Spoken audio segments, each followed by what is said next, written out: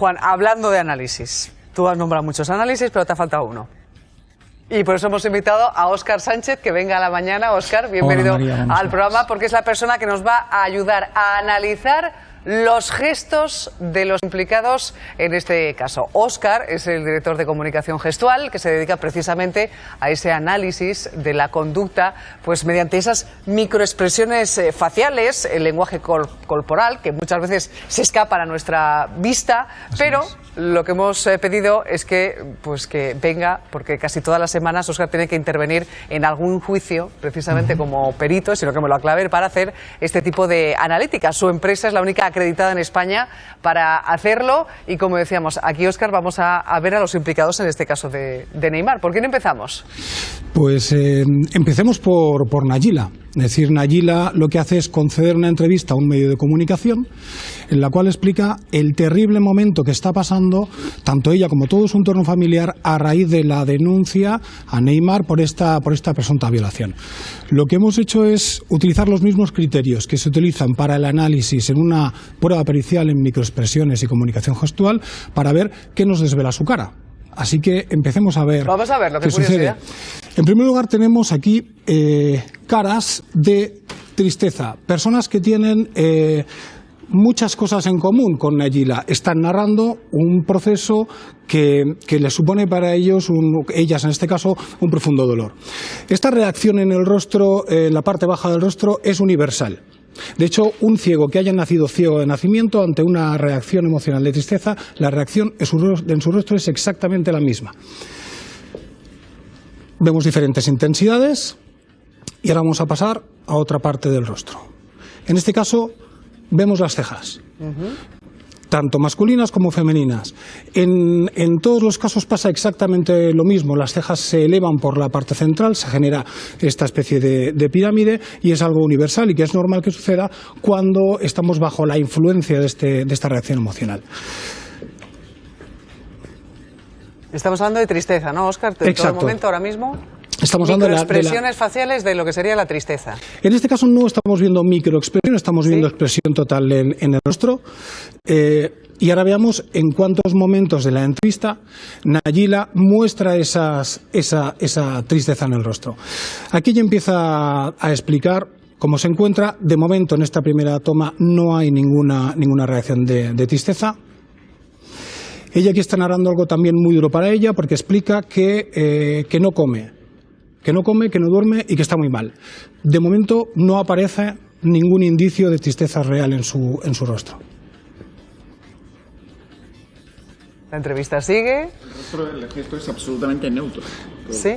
Exacto. No hay en ningún momento ningún tipo de reacción que dé algún indicio de que haya una tristeza real en el rostro de Nayila.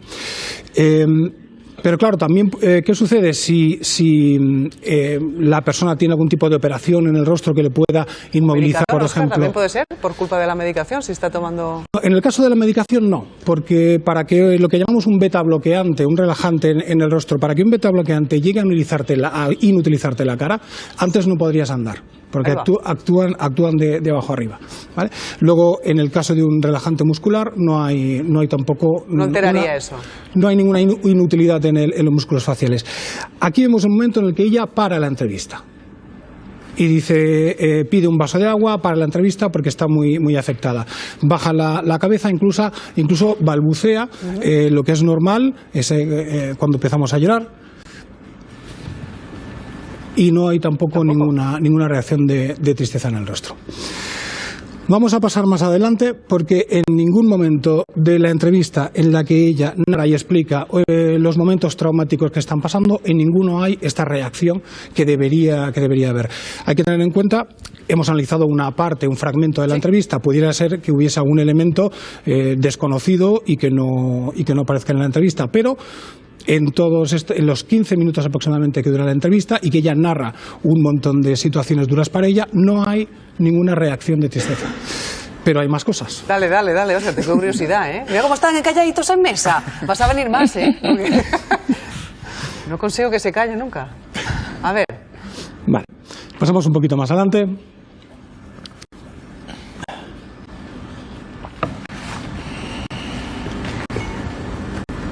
Estamos ¿Qué momento viendo es ese? Vale. el gesto.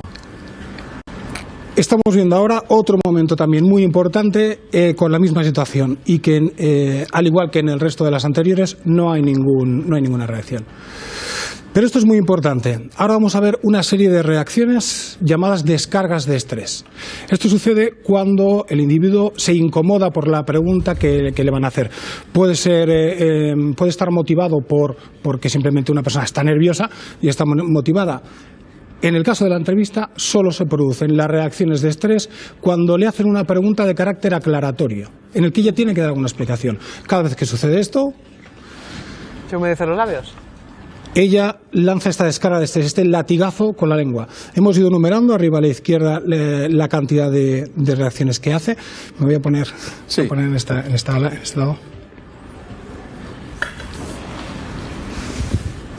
Y es un gesto que Óscar aclaraba antes que se hace de manera involuntaria. La persona a la que se está Sí, entrevistando curioso. en ese momento no es consciente de que lo Ya hace. llevamos 6.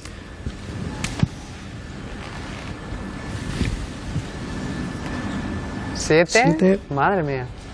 8. Pero quitado eso, Óscar, no se le ve ningún tipo de gesto, ¿no? Exacto, Nada. no hay ningún tipo de gesto. Ahora bien, ¿qué pasa? En 8 ocasiones tenemos esta reacción. ¿Qué sucede si la persona está, por ejemplo, sometida a algún tipo de operación o lleva botox que pueden utilizar las cejas? Perdón. Vamos, pásame todo. Inutilizaría las cejas en todo momento. Sin embargo, hay 7 u 8 ocasiones en las que sí que cuando hace énfasis mueve las cejas de arriba abajo y aquí lo podemos ver. Pues así tendría la capacidad de mover la ceja, quiero decir que eso no es que... Sí, ahora entiendo. Exacto. ¿Os sorprende a quien besa?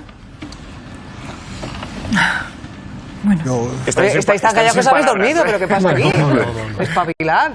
Bueno, a mí es que, como decía, a mí no me sorprende, pero tampoco quiero hacer yo a dar aquí mi opinión, ¿no? Pero es que a mí lo del móvil me parece muy raro. O sea, no sé si esto es cierto o no es cierto o qué es. Es verdad que, como decía el compañero, por supuesto que condenamos este tipo de actuaciones, todas aquellas que se puedan probar, sea condenables, sea sentenciables, todo lo que queramos. Pero a mí lo del móvil me parece muy raro, con lo cual esto pues tampoco me asombra. Ella, Óscar, lo tenemos clarísimo, pero también hemos analizado a Neymar.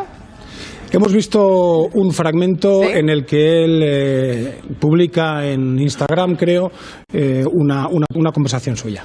¿Sí? Y ¿Qué sale de ahí? la información que sale es insuficiente. Es esta imagen que de vemos aquí. ahora. Para nosotros, como peritos especialistas en la doctrina de microexpresiones faciales, la información que transmite es insuficiente. No está recibiendo ninguna pregunta de nadie. Se graba él solo. Lo lógico es que esta grabación, esa conversación esté planificada. Luego, entonces, desde el punto de vista riguroso, pericial, no aporta ninguna información para nosotros que pueda resultar Relevante. Bueno, tenemos que valorar que la declaración de la víctima puede servir para condenar, sin embargo, es necesario valorar estos elementos externos que apunta el experto, si ha habido lesiones físicas, Claro. psíquicas, y la versión del acusado, que en este caso ha salido a desmentir en un primer momento. Óscar, un placer tenerte con nosotros. Muchas gracias. Gracias de verdad por el trabajo y por compartirlo con nosotros.